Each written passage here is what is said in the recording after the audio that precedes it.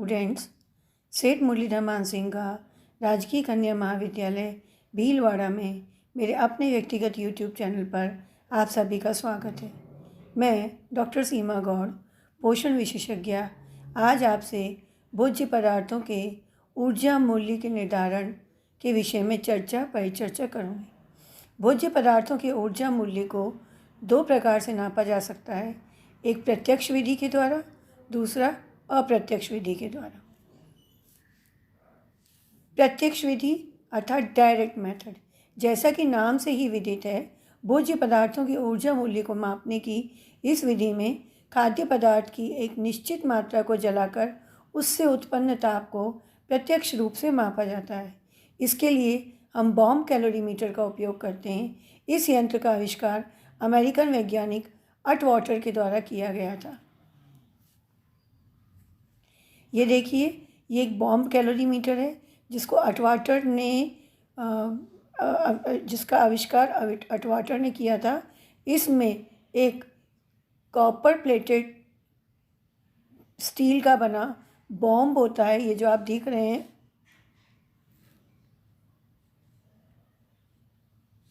Copper plated steel का बना हुआ ये बॉम्ब है। इस बॉम्ब में एक निश्चित मात्रा में पानी आ सकता है और इसको एक दूसरे बर्तन में रखा गया है जिसमें पानी भरा हुआ है, आउटसाइड वेसल, और इसमें एक निश्चित मात्रा में पानी आ सकता है।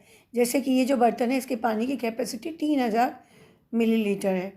इस बर्तन पर पानी से भरे बर्तन को फिर एयर टाइट किया गया है डबल जैकेट लकड़ी के पैकिंग से, जिसको इंसुलेटिंग जैकेट कहते हैं।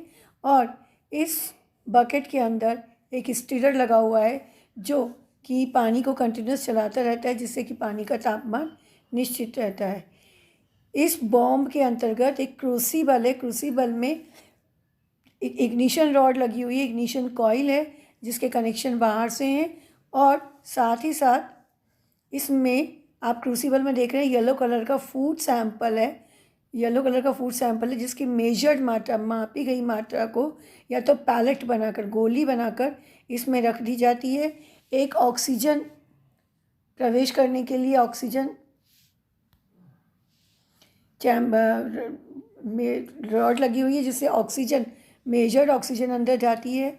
मैग्नीफाइंग आई पीस है, जिससे कि हम थर्मामीटर पे टेम्परेचर को नाप सकते हैं। इस प्रकार ये बॉम्ब कैलोरीमीटर की पूरी बनावट है, जिसमें सैंपल, जिसको कि हमें ऊर्जा मूल्य निकालना है भोज्य पदार्थ का, पैलेट बनाकर क्रूसिबल में रखा जाता है और इस बॉम्ब में इग्निशन वायर्स के द्वारा इसको जलाया जाता है। और जब ये पूर्णतः जल जाता है तो उससे पानी के तापमान में जो परिवर्तन आता है, उस तापमान को नापकर हम भोज्य पदार्थ के ऊर्जा मूल्य की गणना करते हैं। सिद्धांत ये है कि जब हम इस बॉम्ब कैलोरीमीटर में शुरू करते हैं तो हम पहले स्टीरर के द्वारा पानी को तब तक चलाते हैं जब तक इसका तापमान स्थिर नहीं हो जाए। जब पानी का तापमान स्थिर हो जाता है तो इस प्रारंभिक तापमान को हम नोट कर लेते हैं। उसके पश्चात हम एक निश्चित मात्रा में ऑक्सीजन बॉम्ब के अंदर प्रवेश करवाते हैं, क्योंकि बिना ऑक्सीजन के भोजन का ऑक्सीकरण संभव नहीं है। ऑक्सीजन प्रवेश कराने के बाद मापकर इग्निशन वायर्स के द्वारा उस भोज्य पदार्थ को जलाया जाता है। भोज्य पदार्थ को जलाने से जो ऊष्मा निकलती है वो पहले बॉम्ब के द्वारा, स्टील के बॉम्ब के द्वारा ग्रहण की जाती है, और तत्पश्चात इस जो पानी इसके अंदर भरा हुआ है बकेट के अंदर, उस पानी की तरह ग्रहण कर ली जाती है, जिसके कारण पानी का तापमान बढ़ता है और थर्मामीटर तापमान में वृद्धि प्रदर्शित करता है। तापमान में हुई इस वृद्धि को भी थर्मामीटर के द्वारा हम अंकित कर लेते हैं अंतिम तापमान के रूप में। आइए जानें कि इस बॉम्ब कैलोरीमीटर के द्वारा हम ऊर्जा की गणना कैसे कर सकते हैं। ये देखिए, ये एक एग्जाम्पल दिया है जिसमें बोला कि हम मान लीजिए जो भोज्य पदार्थ हमने लिया है सैंपल के रूप में, 2 ग्राम भोज्य पदार्थ लिया, उसकी हमने छोटी सी गोली बनाकर क्रूसिबल में रख दी। गोली बनाकर क्यों रखनी कि अगर आप पाउडर के फॉर्म में रखेंगे तो जब आप उसको इग्नाइट करेंगे, जलाएंगे, तो हो सकता है पूरा 100% पाउडर नहीं जले और बॉम्ब के अंदर बिखर के रह जाए। बॉम्ब के बाहर जो बर्तन में जल की मात्रा है वो बॉम्ब बाल्टी की कैपेसिटी 3000 ग्राम पानी की है और कैलोरीमीटर के वजन के बराबर समतुल्य जल की मात्रा 500 ग्राम है। इसका मतलब ये है कि जब हम बॉम्ब को जो कि जिसके द्वारा कि उसका भोज्य पदार्थ का हमको ऊर्जा मूल्य निकालना है, उस बॉम्ब को जब हम पानी से भरे बर्तन में प्रविष्ट कराते हैं तो लगभग 500 ग्राम पानी बाहर निकल के आता है, इतना वजन उसमें है।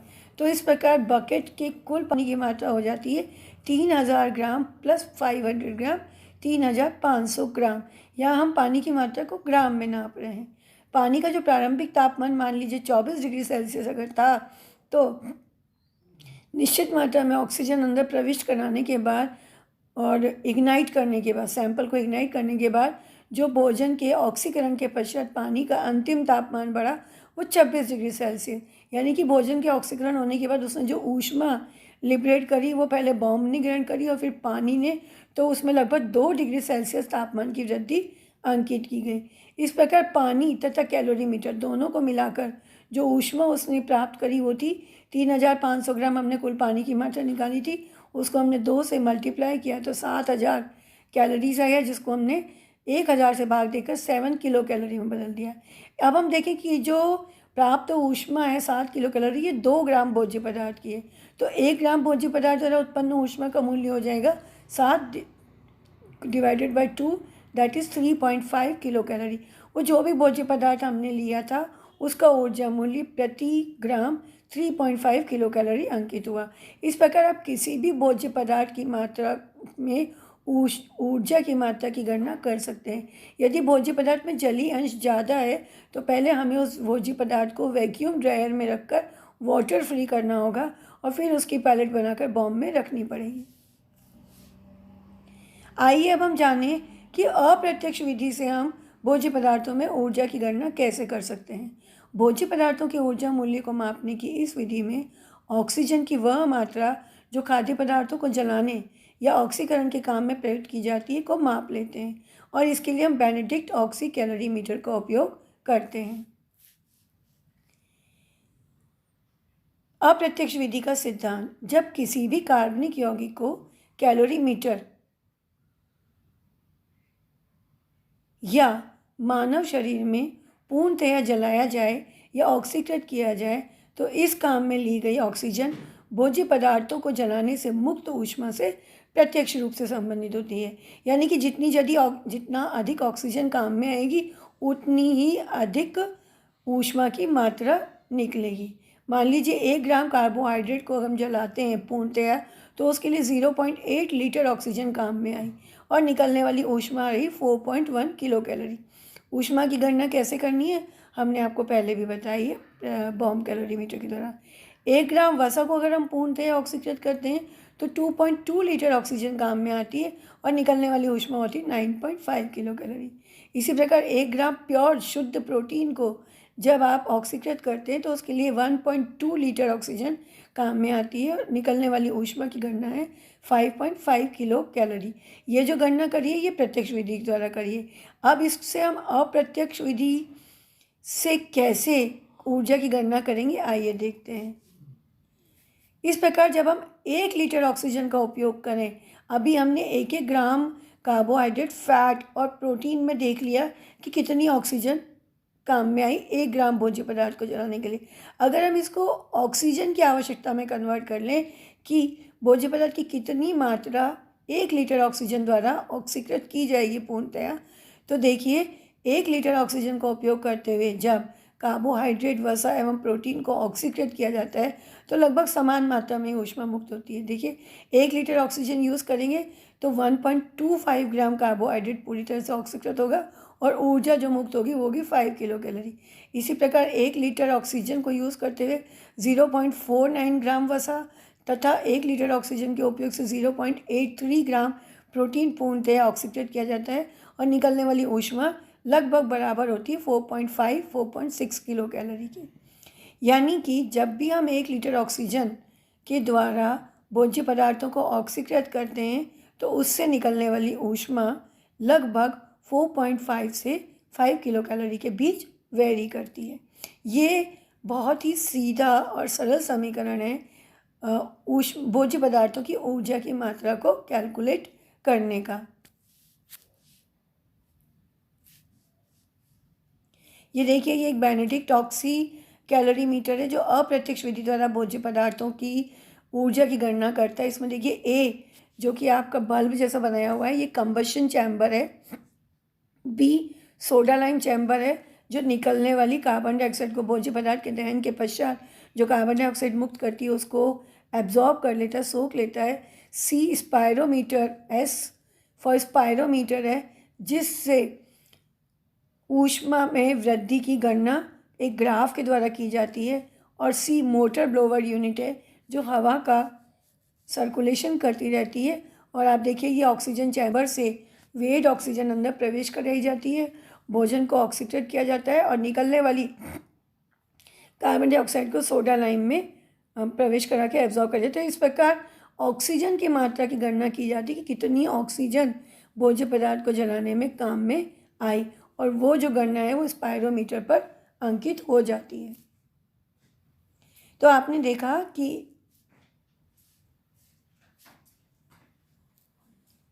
देखा कि बेनेडिक्ट ऑक्सी कैलोरीमीटर में जब हमने भोज्य पदार्थ को जलाया तब हमने निकलने वाली ऊष्मा की गणना नहीं करी, बल्कि कितनी ऑक्सीजन हमने काम में ली उसकी हमने गणना करी, और उसके आधार पर हमने भोज्य पदार्थ की ऊर्जा की गणना करी। मुझे आशा है कि आज के वीडियो सत्र में जो हमने भोज्य पदार्थों के ऊर्जा मूल्य की गणना के बारे में परिचर्चा करी वो आपको भली भांति समझ में आ गई होगी। अगले अध्ययन सत्र में हम मानव शरीर में जब भोज्य पदार्थ को ऑक्सीकृत किया जाता है विभिन्न कोशिकाओं में ऊतकीय स्तर पर, तो ऊर्जा मूल्य का निर्धारण कैसे करते हैं विषय पर चर्चा करेंगे। धन्यवाद।